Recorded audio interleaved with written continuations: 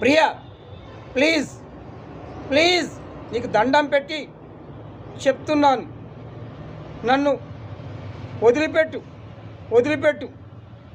Already నాకు పెళ్ళైపోయింది, పిల్లలు కూడా ఉన్నారు.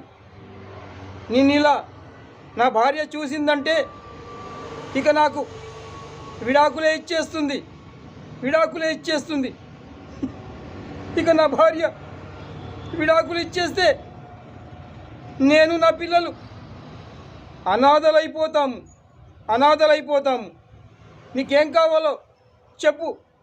కోట్ల ఆస్తులు నీ పేరు మీద రిజిస్ట్రేషన్ చేయించమంటివా చెప్పు, నేను రేపే రిజిస్ట్రేషన్ చేయిస్తాను.